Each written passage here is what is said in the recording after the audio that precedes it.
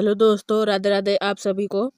आप सभी का स्वागत है इस क्लास में, जिसमें हम लोग होम गार्ड एग्जाम के लिए क्वेश्चन की प्रैक्टिस कर रहे हैं, जिसकी एक क्लास हो चुकी है और ये दूसरी क्लास है।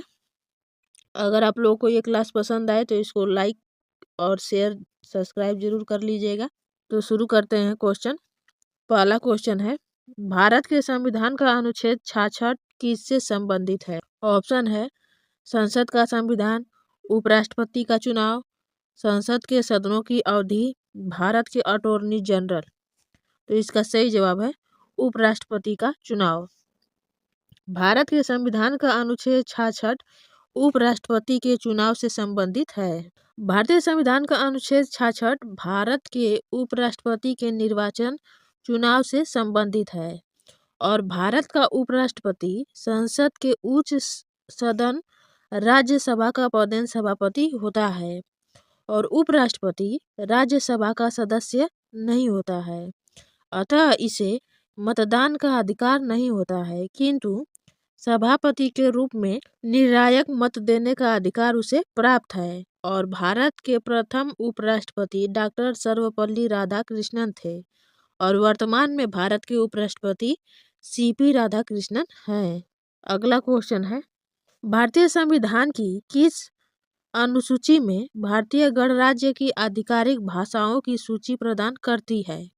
ऑप्शन है 11वीं अनुसूची, 4वीं अनुसूची, 12वीं अनुसूची, 8वीं अनुसूची। तो इसका सही जवाब है 8वीं अनुसूची। भारतीय संविधान की 8वीं अनुसूची भारतीय गणराज्य की आधिकारिक भाषाओं की सूची प्रदान करती है। 8वीं अनुसूची, इसमें भारत की 22 भाषाओं का उल्लेख किया गया है और मूल रूप से 8वीं अनुसूची में 14 भाषाएं थी और 1967 में सिंधी भाषा जोड़ी गई, 1992 में कोंकणी, मणिपुरी तथा नेपाली जोड़ी गई और 2003 में मैथिली, संथाली, डोगरी, बोडो को 8वीं अनुसूची में शामिल किया गया। अगला क्वेश्चन है, भारतीय संविधान में कानून बनाने की निर्धारित प्रक्रिया काफी हद तक किसके संविधान द्वारा प्रभावित है? ऑप्शन है दक्षिण अफ्रीका, जर्मनी, जापान, संयुक्त राष्ट्र अमेरिका। तो इसका सही जवाब है जापान।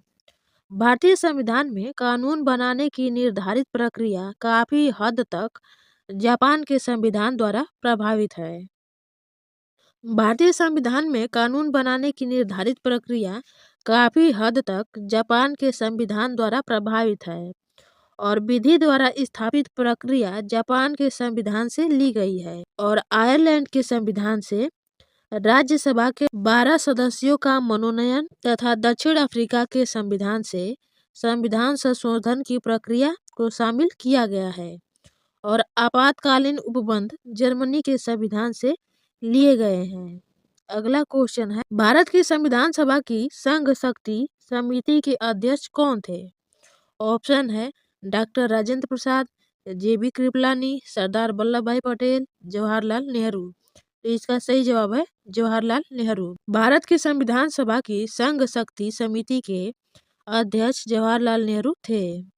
कैबिनेट मिशन की संस्तुतियों के आधार पर भारतीय संविधान का निर्माण करने वाले संविधान सभा का गठन जुलाई 1946 ईस्वी को किया गया और इसने अपना कार्य 9 दिसंबर 1946 से प्रारंभ किया और 22 जनवरी 1947 को उद्देश्य प्रस्ताव की स्वीकृति के बाद संविधान सभा ने संविधान निर्माण हेतु अनेक समितियां नियुक्त की, जिसमें संघ शक्ति समिति के अध्यक्ष पंडित जवाहरलाल नेहरू थे और डॉक्टर राजेंद्र प्रसाद वार्ता समिति के अध्यक्ष थे और सरदार पटेल प्रांतीय समिति के अध्यक्ष थे और जेबी कृपलानी मूल अधिकार संबंधित उप समिति के अध्यक्ष थे। अगला क्वेश्चन है, भारत के संविधान में कुल कितने भाग हैं? ऑप्शन है 24, 20, 18, 22। तो इसका सही जवाब है 22। भारत के संविधान में कुल 22 भाग हैं। भारत का संविधान 26 नवंबर 1949 को संविधान सभा द्वारा अंगीकृत किया गया था। तब इसमें कुल 22 भाग 395 अनुच्छेद तथा 8 अनुसूचियां थी और वर्तमान में अनुसूचियों की संख्या बढ़कर 12 हो गई हैं। अगला क्वेश्चन है, भारत एक है। ऑप्शन है हिंदू मुस्लिम राष्ट्र, हिंदू राष्ट्र, धर्मनिरपेक्ष राष्ट्र, इनमें से कोई नहीं। तो इसका सही जवाब है धर्मनिरपेक्ष राष्ट्र। भारत एक धर्मनिरपेक्ष राष्ट्र है। भारत एक धर्मनिरपेक्ष पंथ निरपेक्ष राष्ट्र है और पंथ निरपेक्ष का अर्थ है कि सरकार किसी भी धर्म को राजधर्म की मान्यता या संरक्षण प्रदान नहीं करेगी। वह सभी धर्मों के साथ समान व्यवहार करेगी और भारतीय संविधान के 42वें संशोधन 1976 के द्वारा संविधान की प्रस्तावना में समाजवादी, पंथ निरपेक्ष और अखंडता शब्द जोड़े गए हैं। अगला क्वेश्चन है, धर्मनिरपेक्षता का अर्थ है। ऑप्शन है राज्य सरकार सभी धर्म के खिलाफ, राज्य सरकार द्वारा एक धर्म को स्वीकार, राज्य सरकार द्वारा किसी धर्म को स्वीकार नहीं करना, इनमें से कोई नहीं। तो इसका सही जवाब है राज्य सरकार द्वारा किसी धर्म को स्वीकार नहीं करना। धर्मनिरपेक्षता का अर्थ क्या है? राज्य सरकार द्वारा किसी धर्म को स्वीकार नहीं करना। धर्मनिरपेक्षता का अर्थ होता है कि राज्य का अपना कोई धर्म नहीं होता है, बल्कि सभी धर्मों के प्रति राज्य समान भाव रखता है। और धर्मनिरपेक्ष पंथ निरपेक्ष शब्द को 42वें संविधान संशोधन 1976 के द्वारा भारत की प्रस्तावना में शामिल किया गया है। अगला क्वेश्चन है, भारत एक गणतंत्र है। इसका अर्थ है। ऑप्शन है सभी मामलों में अंतिम अधिकार जनता के पास है, भारत में संसदीय शासन व्यवस्था है, भारत में वंशानुगत शासन नहीं है, भारत राज्यों का संघ है। तो इसका सही जवाब है भारत में वंशानुगत शासन नहीं है। भारत एक गणतंत्र है और इसका अर्थ है कि भारत में वंशानुगत शासन नहीं है। गणराज्य अर्थात जहाँ के शासन तंत्र में सैद्धांतिक रूप से देश के सर्वोच्च पद पर आम जनता में से कोई चुना हुआ व्यक्ति पदासीन हो सकता है और इस तरह के शासन तंत्र को गणतंत्र यानी जनता द्वारा निर्वाचित प्रणाली कहा जाता है।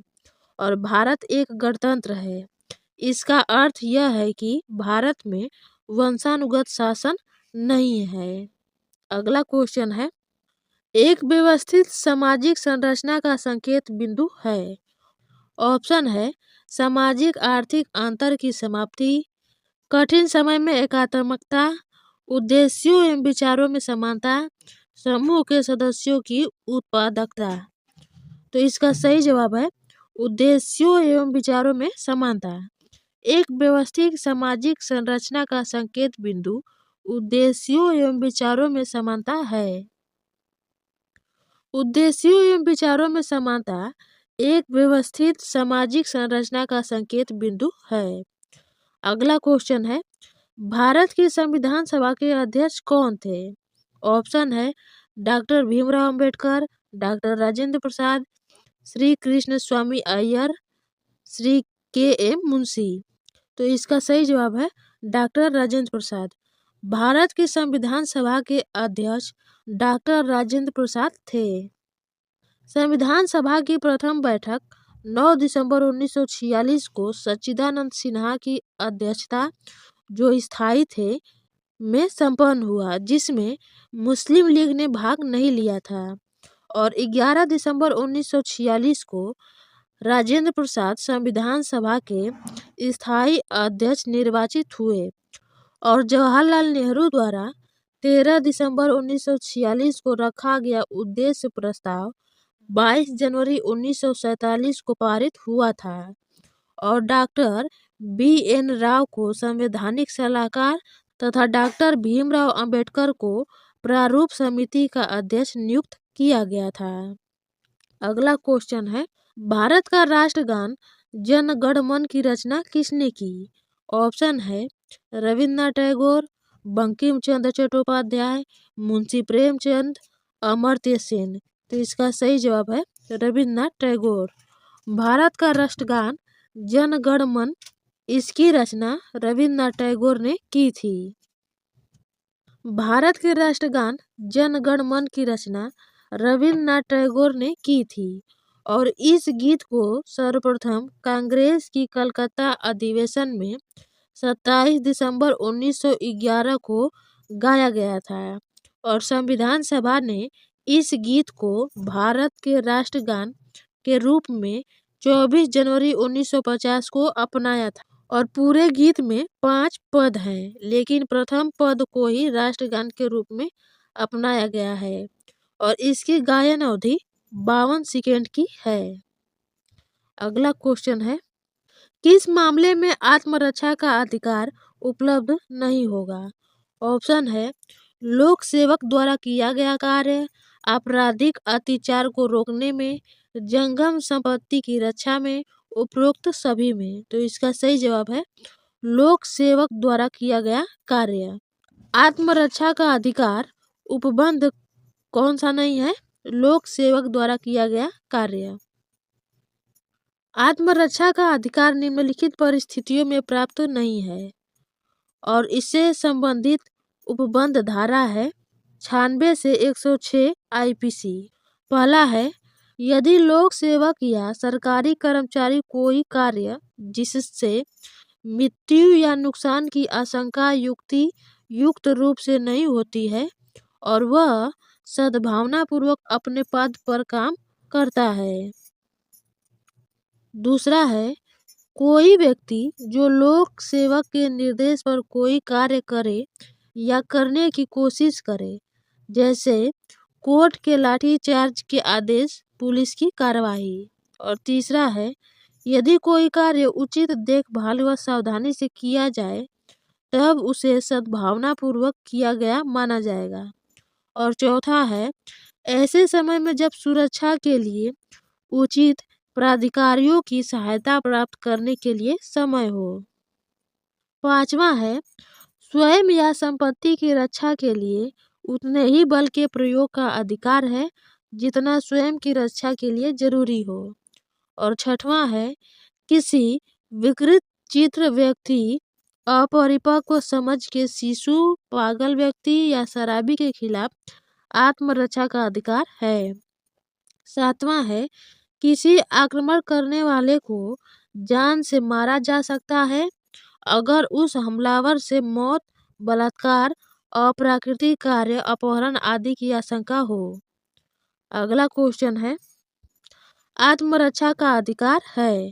ऑप्शन है अपने शरीर के प्रति अपराध से प्रतिरक्षा, दूसरे के शरीर की प्रतिरक्षा, चोरी लूट आदि अपराध से प्रतिरक्षा, उपरोक्त सभी।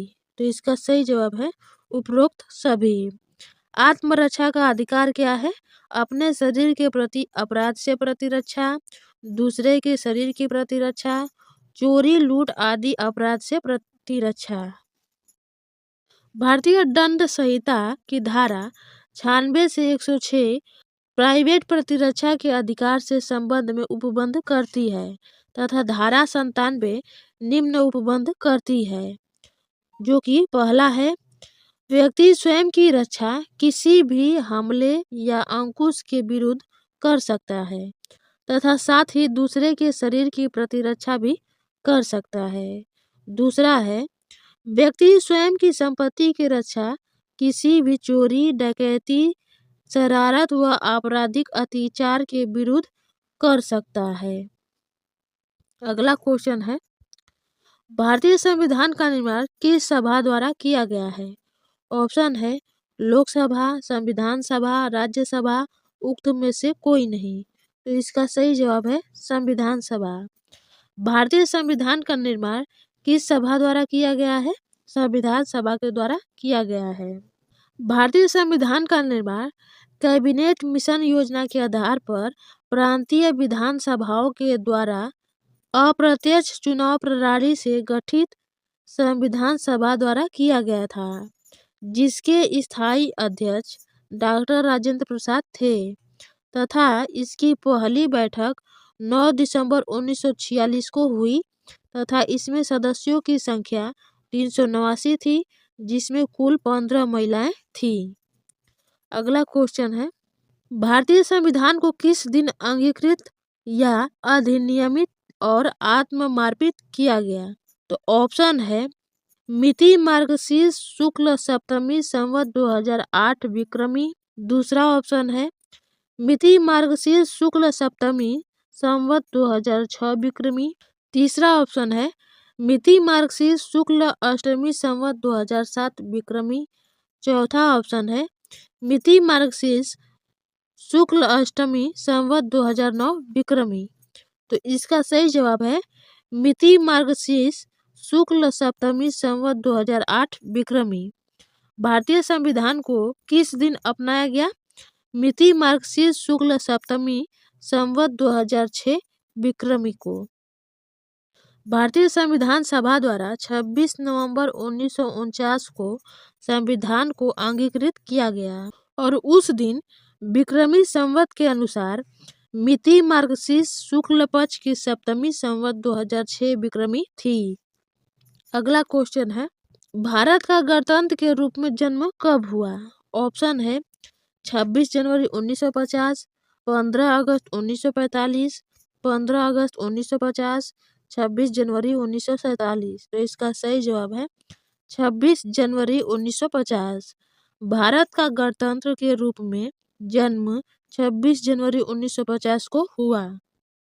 भारतीय संविधान वैसे तो 26 नवंबर 1949 को ही बनकर तैयार हो गया और उसके कुछ उपबंध उसी दिन लागू भी हो गए थे, लेकिन इसे पूरी तरीके से लागू 26 जनवरी 1950 को किया गया। तब जाकर भारत का एक गणतंत्र के रूप में प्रादुर्भाव हुआ और 26 जनवरी 1950 को भारतीय संविधान की प्रवर्तन तिथि माना जाता है।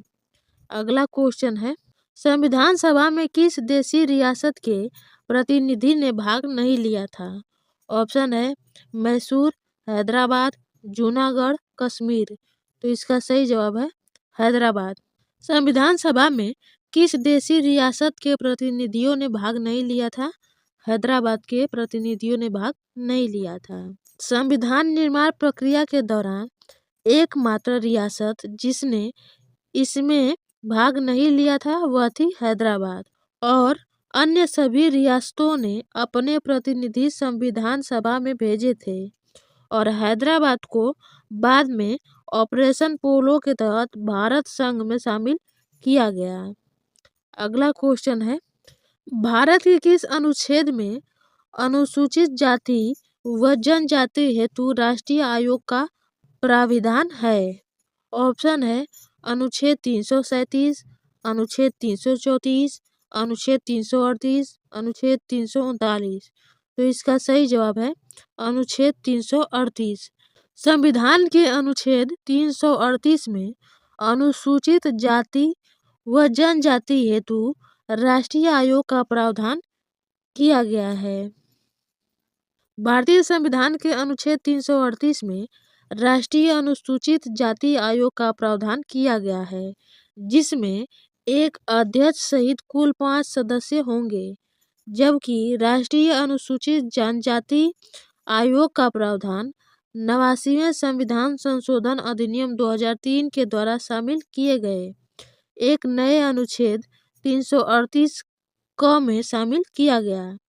यह भी 5 सदस्यीय आयोग होगा, जिसमें अध्यक्ष, उपाध्यक्ष व 3 अन्य सदस्य होते हैं, जिनकी नियुक्ति राष्ट्रपति करता है।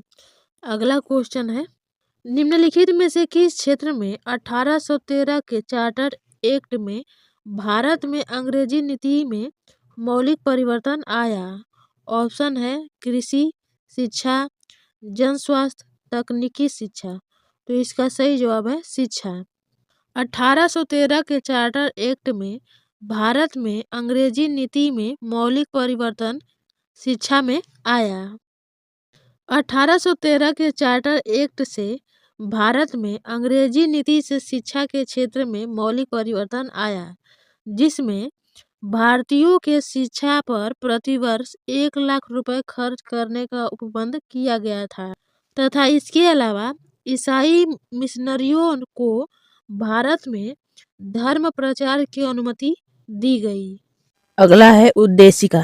उद्देशिका से रिलेटेड जितने भी क्वेश्चन आए हैं उसको हम लोग आगे करेंगे।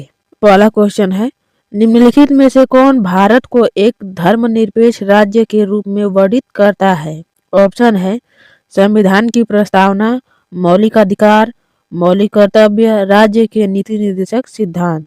तो इसका सही जवाब है संविधान की प्रस्तावना।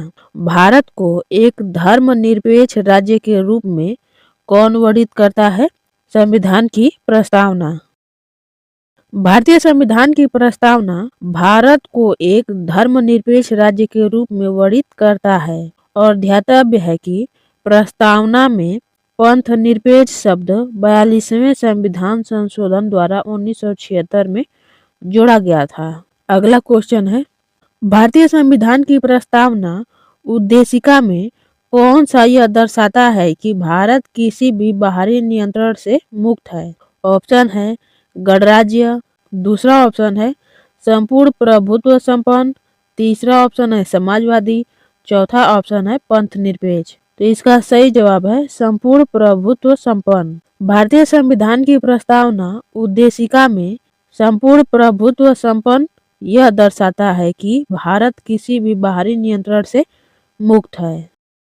भारतीय संविधान की प्रस्तावना में संपूर्ण प्रभुत्व संपन्न शब्द यह दर्शाता है कि भारत एक पूरी तरह से स्वतंत्र और स्वायत्त राष्ट्र है। इसका मतलब है कि भारत को किसी भी बाहरी शक्ति या देश द्वारा नियंत्रित या प्रभावित नहीं किया जा सकता है।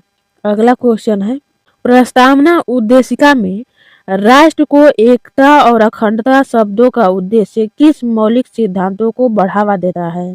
ऑप्शन है समता, न्याय, बंधुता, संप्रभुता। तो इसका सही जवाब है बंधुता। प्रस्तावना उद्देशिका में राष्ट्र की एकता और अखंडता को बंधुता शब्द मौलिक सिद्धांत को बढ़ावा देता है। प्रस्तावना उद्देशिका में राष्ट्र की एकता और अखंडता शब्दों का उद्देश्य बंधुता के मौलिक सिद्धांत को बढ़ावा देना है और बंधुत्व का शाब्दिक अर्थ है भाईचारे की भावना। और प्रस्तावना के अनुसार बंधुत्व में दो बातों को सुनिश्चित करना होगा, पहला व्यक्ति का सम्मान और दूसरा देश की एकता और अखंडता। अगला क्वेश्चन है, प्रस्तावना को संविधान की राजनीतिक कुंडली के रूप में किसने वर्णित किया था? ऑप्शन है K Munshi, N Madhavrao, doctor BR Ambedkar, Alladi Krishnaswamy Iyer. तो इसका सही जवाब है के मुंशी। प्रस्तावना को संविधान की राजनीतिक कुंडली के रूप में के मुंशी ने वर्णित किया था। प्रस्तावना संविधान के परिचय अथवा भूमिका को कहते हैं और भारतीय संविधान की प्रस्तावना पंडित नेहरू द्वारा पेश किए गए उद्देश्य प्रस्ताव पर आधारित है और के मुंशी ने प्रस्तावना को संविधान की राजनीतिक कुंडली के रूप में वर्णित किया था। अगला क्वेश्चन है, प्रस्तावना के अनुसार भारतीय संविधान अपना अधिकार किससे प्राप्त करता है? ऑप्शन है भारत की जनता, भारतीय संसद, ब्रिटिश संविधान, भारत का उच्चतम न्यायालय। तो इसका सही जवाब है भारत की जनता। प्रस्तावना के अनुसार भारतीय संविधान अपना अधिकार भारत की जनता से प्राप्त करता है। प्रस्तावना के अनुसार भारतीय संविधान अपना अधिकार भारतीय जनता से प्राप्त करती है, जिसे प्रस्तावना में हम भारत के लोग के रूप में देखा जा सकता है। अगला क्वेश्चन है, किस अंग्रेजी राजनीतिक वैज्ञानिक ने उद्देशिका को भारतीय संविधान की कुंजी की नोट कहा था? ऑप्शन है sir Ernest Barker, John Stuart Mill, Edmund Burke, Grenville Austin. तो इसका सही जवाब है sir Ernest Barker. Sir Ernest Barker ने उद्देशिका को भारतीय संविधान की कुंजी कहा था। प्रसिद्ध अंग्रेज राजनीतिक अर्नेस्ट बार्कर ने भारतीय संविधान की उद्देशिका की प्रशंसा करते हुए कहा है कि उद्देशिका में इस पुस्तक के समस्त तर्क संक्षिप्त रूप में समाहित है और वह इस पुस्तक की कुंजी की नोट के रूप में कार्य कर सकती है। अगला क्वेश्चन है, भारतीय संविधान की उद्देशिका में व्यक्त किए गए न्याय, सामाजिक, आर्थिक और राजनीतिक का आदर्श कहाँ से लिया गया है? ऑप्शन है रूसी क्रांति, अमेरिकी क्रांति, फ्रांसीसी क्रांति, गौरवशाली क्रांति। तो इसका सही जवाब है रूसी क्रांति। भारतीय संविधान की उद्देशिका में व्यक्त किए गए न्याय, सामाजिक, आर्थिक और राजनीतिक का आदर्श वाक्य रूसी क्रांति से लिया गया है।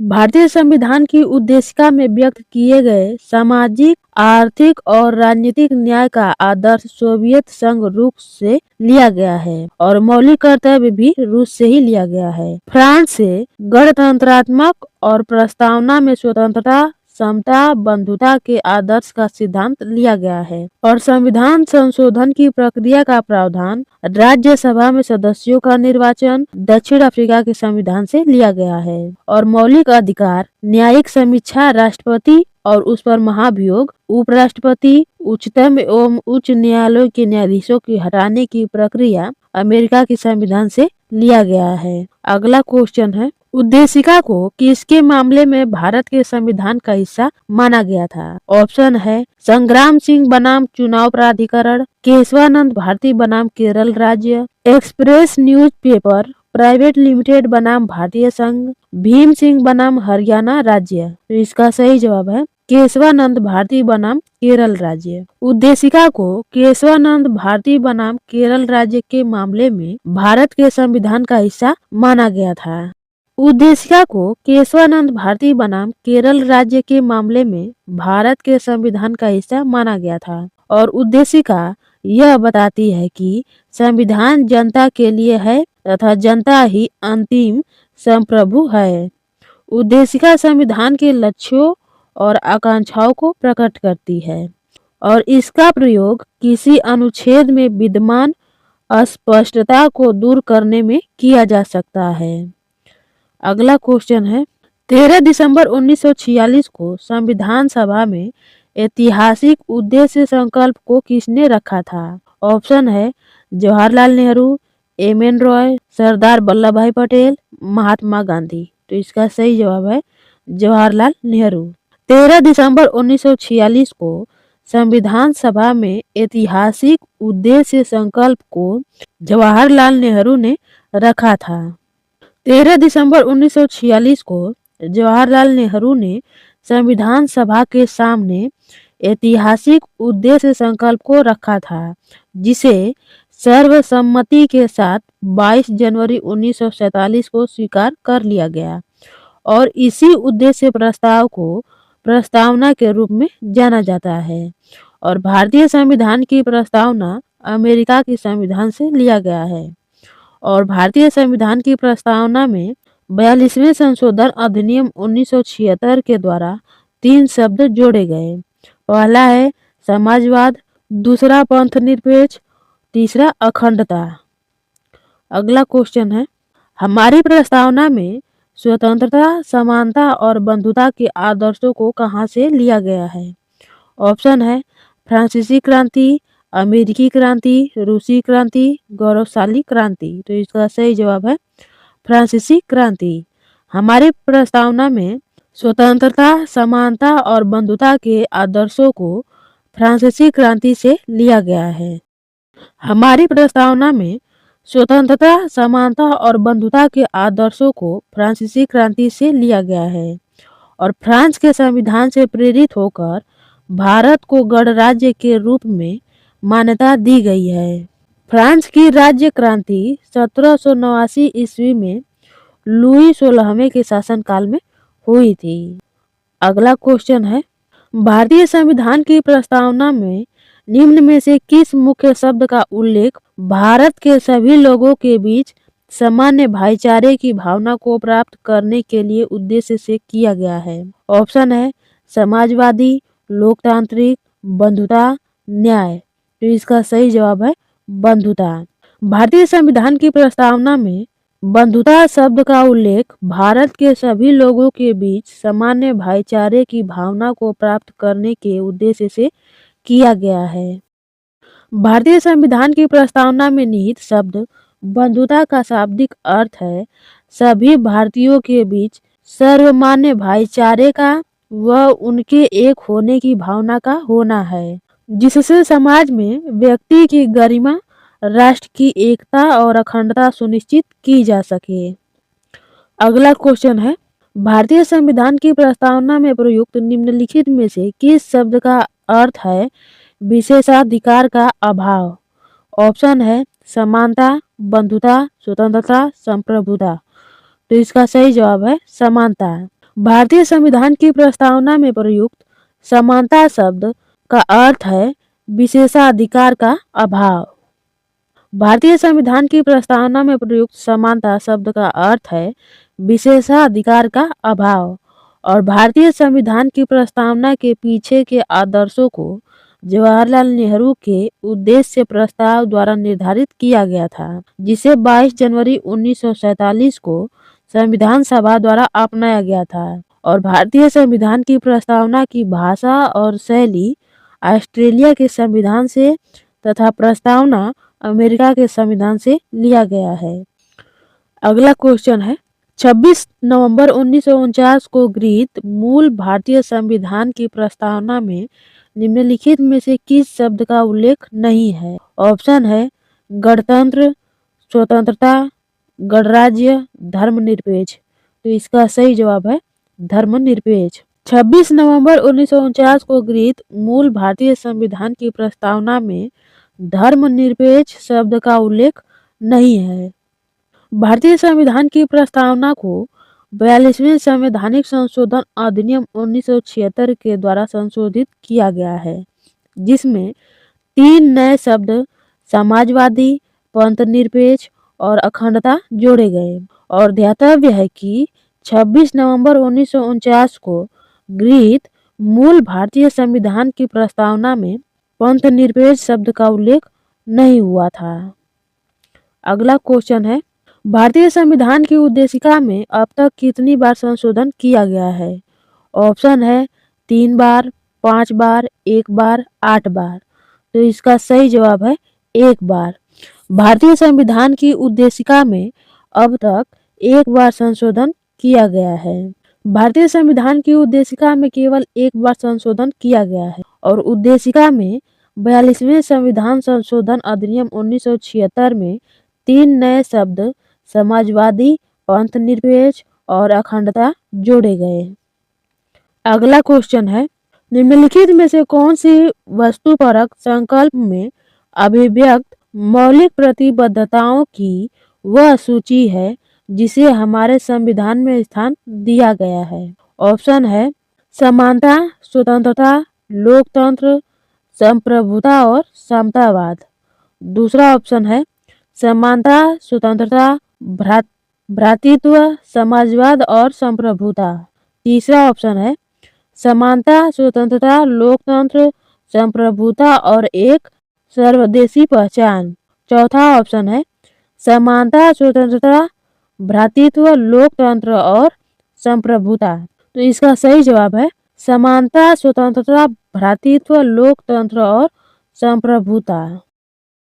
भारतीय संविधान की रचना के समय उसके रचयिताओं का उद्देश्य ही संविधान में प्रस्तावना या उद्देशिका के नाम से वर्णित है और मूल उद्देशिका में भारत को संपूर्ण प्रभुत्व संपन्न लोकतंत्रात्मक गणराज्य बनाने का संकल्प लिया गया था और 42वें संविधान संशोधन अधिनियम 1976 के द्वारा उद्देशिका में समाजवादी, पंथनिरपेक्ष और अखंडता शब्द जोड़ा गया और उद्देशिका में प्रतिष्ठा और अवसर की समता प्राप्त कराने तथा बंधुता, भ्रातृत्व बढ़ाने पर भी बल दिया गया। और उपरोक्त प्रश्न में विकल्प बी और विकल्प डी दोनों में ही दी गई प्रतिबद्धताएं उद्देशिका में वर्णित हैं। अतः यदि मूल संविधान की उद्देशिका में मौलिक प्रतिबद्धताओं के बारे में पूछा जाए तो विकल्प डी उत्तर होगा और वही वर्तमान में पूछा जाए तो दोनों विकल्प बी और डी को उत्तर माना जा सकता है।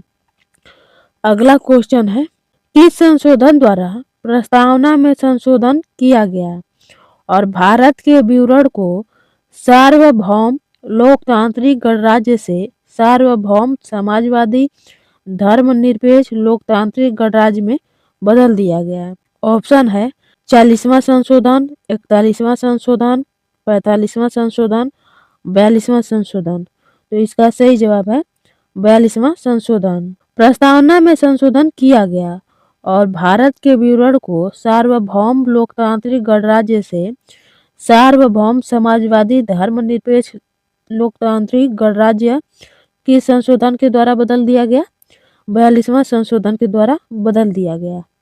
भारतीय संविधान को मूल रूप से 26 नवंबर 1949 को अंगीकृत किया गया और संविधान की प्रस्तावना में पहले सार्वभौमिक लोकतांत्रिक गणराज्य शब्द का प्रयोग किया गया और 42वें संविधान संशोधन अधिनियम 1976 के द्वारा इन शब्दों को हटाकर इनके स्थान पर संपूर्ण प्रभुत्व संपन्न समाजवादी पंथ निरपेक्ष लोकतंत्रात्मक गणराज्य शब्द का प्रयोग किया गया।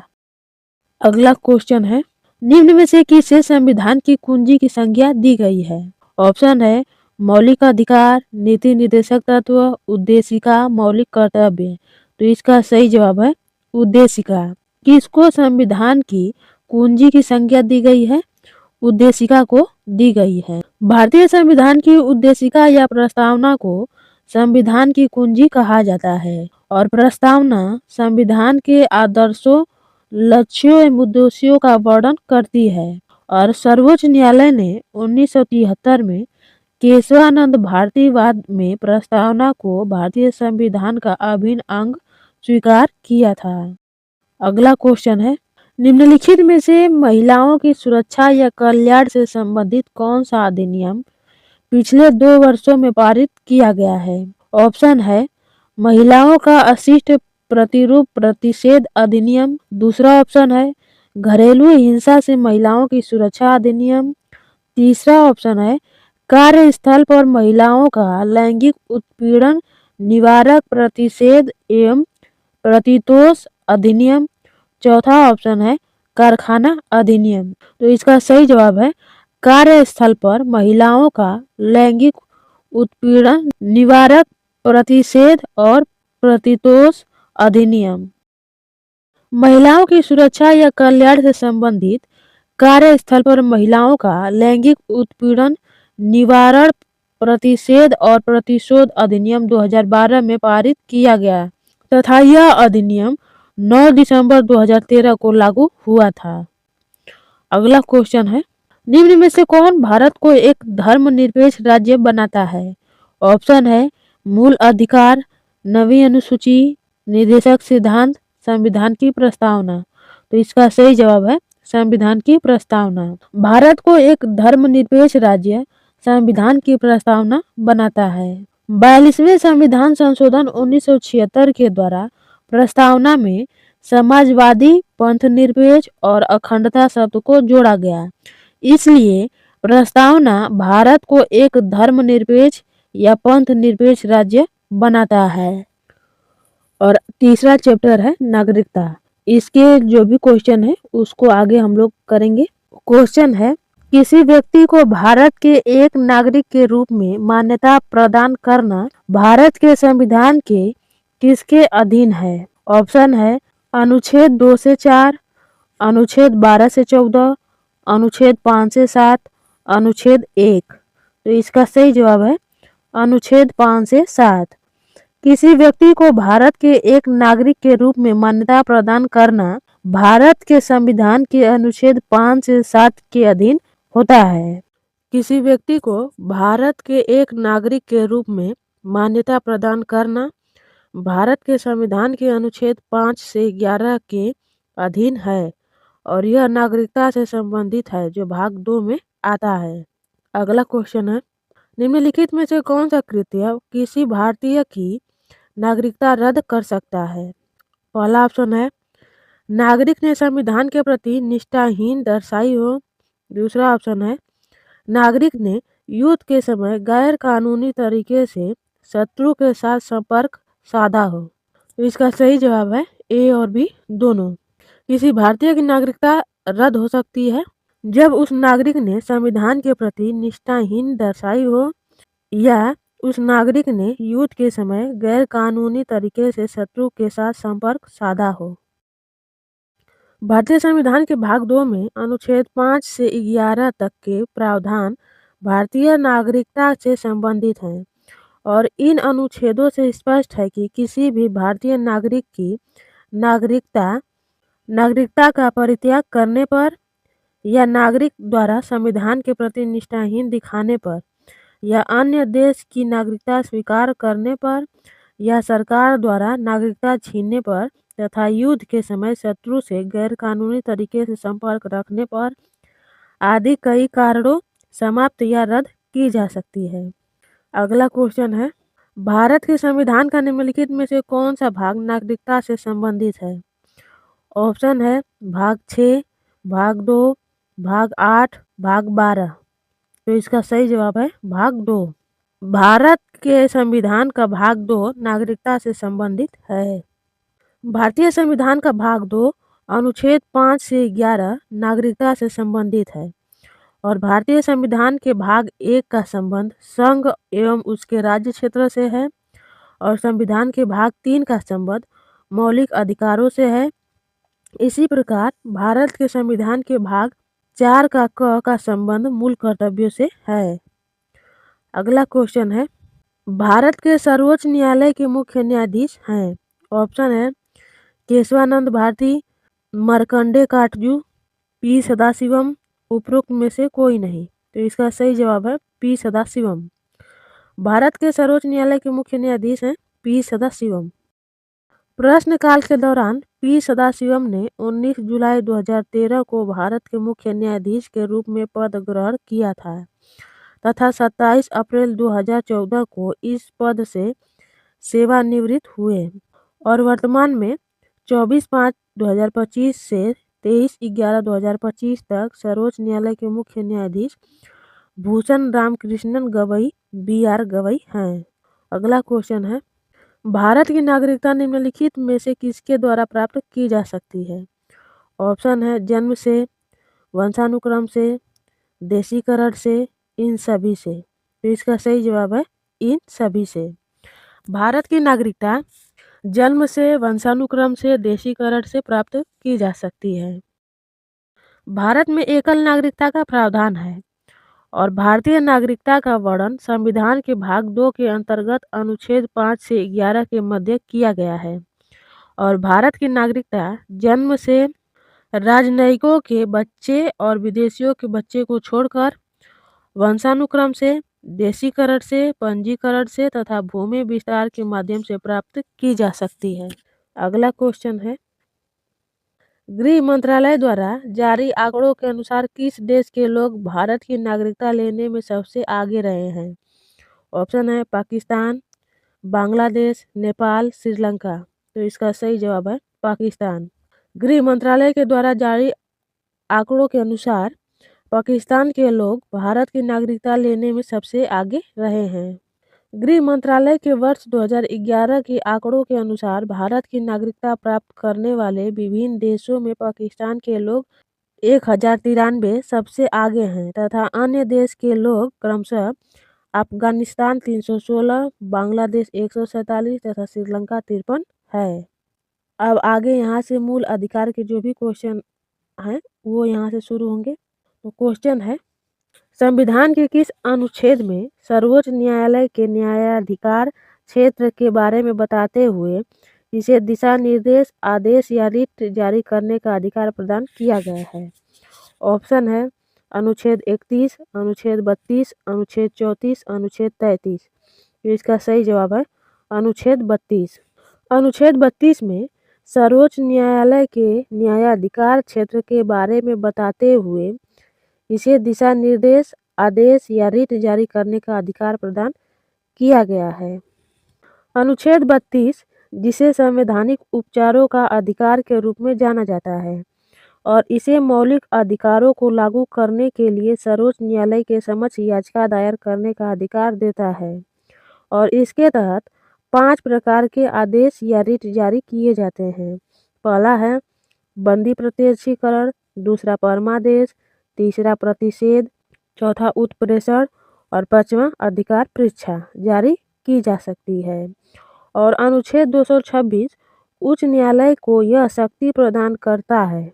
अगला क्वेश्चन है, भारतीय संविधान का कौन सा भाग मौलिक अधिकारों से संबंधित है? ऑप्शन है भाग 4, भाग 3, भाग 1, भाग 2। तो इसका सही जवाब है भाग 3। भारतीय संविधान का भाग 3 मौलिक अधिकार से संबंधित है।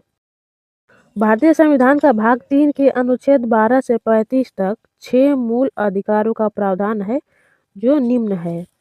पहला अधिकार है समानता का अधिकार जो अनुच्छेद 14 से 18 तक है। दूसरा स्वतंत्रता का अधिकार जो अनुच्छेद 19 से 22 तक है।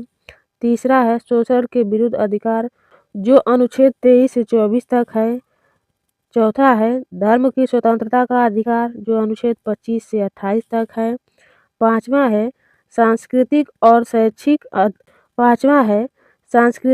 शैक्षिक अधिकार जो अनुच्छेद 29 से 30 तक है। छठवां है संवैधानिक उपचारों का अधिकार जो अनुच्छेद 32 में है। मूल संविधान में 7 मौलिक अधिकार थे जिसमें उपरोक्त 6 अधिकार और संपत्ति का अधिकार शामिल था। और संपत्ति के अधिकार को वर्ष 1978 में 44वें संविधान संशोधन द्वारा हटाकर भाग 12 के अनुच्छेद 301 के तहत एक कानूनी अधिकार बना दिया गया है। अगला क्वेश्चन है, कुछ मामलों में गिरफ्तारी और हिरासत के खिलाफ संरक्षण भारत के संविधान का शीर्षक है। ऑप्शन है अनुच्छेद 22, अनुच्छेद 9, अनुच्छेद 43, अनुच्छेद 12। तो इसका सही जवाब है अनुच्छेद 22। कुछ मामलों में गिरफ्तारी और हिरासत के खिलाफ संरक्षण भारत के संविधान के अनुच्छेद 22 में दिया गया है। संविधान के अंतर्गत अनुच्छेद 22 में कुछ दशाओं में गिरफ्तारी और निरोध से संरक्षण का उल्लेख किया गया है। अनुच्छेद 9, यदि किसी व्यक्ति ने किसी विदेशी राज्य की नागरिकता स्वेच्छा से अर्जित कर ली है तो उसकी भारतीय नागरिकता खत्म हो जाएगी। और अनुच्छेद 12 राज्य शब्द को परिभाषित करता है। अनुच्छेद 43 राज्य सभी कामगारों के लिए निर्वाहन योग्य मजदूरी और एक उचित जीवन स्तर सुनिश्चित करने का प्रयास करेगा। अगला क्वेश्चन है, भारतीय संविधान का कौन सा अनुच्छेद भारत के भीतर लोगों के प्रवास की गारंटी देता है? ऑप्शन है अनुच्छेद 190, अनुच्छेद 210, अनुच्छेद 19, अनुच्छेद 220। तो इसका सही जवाब है अनुच्छेद 19। भारतीय संविधान का अनुच्छेद 19 भारत के भीतर लोगों के प्रवास की गारंटी देता है। भारतीय संविधान का अनुच्छेद 19 भारत के भीतर लोगों के प्रवास की गारंटी देता है। और भारतीय संविधान के अनुच्छेद 19 के तहत भारत के प्रत्येक नागरिक को 6 प्रकार के मौलिक स्वतंत्रता की गारंटी दी गई है। 19A बोलने की स्वतंत्रता। 19B शांतिपूर्वक बिना हथियार के एकत्रित होने और सम्मेलन करने की स्वतंत्रता। 19C संघ बनाने की स्वतंत्रता। 19D देश के किसी भी क्षेत्र में आवागमन की स्वतंत्रता। 19E देश के किसी भी क्षेत्र में निवास करने की स्वतंत्रता। 19G व्यापार एवं जीविका चलाने की स्वतंत्रता। अगला क्वेश्चन है, भारतीय संविधान का कौन सा अनुच्छेद बच्चों को खतरनाक कार्यों में लगाने का निषेध करता है? ऑप्शन है अनुच्छेद 2, अनुच्छेद 240, अनुच्छेद 24, अनुच्छेद 4। तो इसका सही जवाब है अनुच्छेद 24। भारतीय संविधान का अनुच्छेद 24 बच्चों को खतरनाक कार्यों में लगाने का निषेध करता है। संविधान के अनुच्छेद 24 के तहत बच्चों को खतरनाक कार्यों में नियोजित किए जाने से निषेध का प्रावधान है। अगला क्वेश्चन है, भारत के संविधान के अनुच्छेद 30 का शीर्षक क्या है? ऑप्शन है मानव तस्करी और जबरन श्रम पर रोक, शिक्षा का अधिकार, शैक्षिक संस्थानों की स्थापना और प्रशासन करने का अल्पसंख्यकों का अधिकार, विकल्पों में से कोई नहीं। तो इसका सही जवाब है शैक्षिक संस्थानों की स्थापना और प्रशासन करने का अल्पसंख्यकों पर अधिकार। भारत के संविधान के अनुच्छेद 30 का शीर्षक क्या है? शैक्षिक संस्थानों की स्थापना और प्रशासन करने का अल्पसंख्यकों पर अधिकार। भारतीय संविधान के अनुच्छेद 29 में अल्पसंख्यक वर्गों के हितों का संरक्षण के बारे में विवरण है। और अनुच्छेद 30 का शीर्षक अल्पसंख्यकों को शैक्षिक संस्थान स्थापित करने और उनका प्रशासन करने का अधिकार है। और इस क्लास में हम लोग इतने ही क्वेश्चन करेंगे और इसके आगे के जो भी क्वेश्चन होंगे उसको हम लोग अगली क्लास में करेंगे। और ये क्लास आप लोगों को कैसी लगी कमेंट करके ज़रूर बताएं। आई होप आप लोगों को ये क्लास पसंद आई हो, तो इसको like comment share and channel को सब्सक्राइब कर दीजिएगा। मिलते हैं अगली क्लास में। सभी को राधे राधे। Thank you.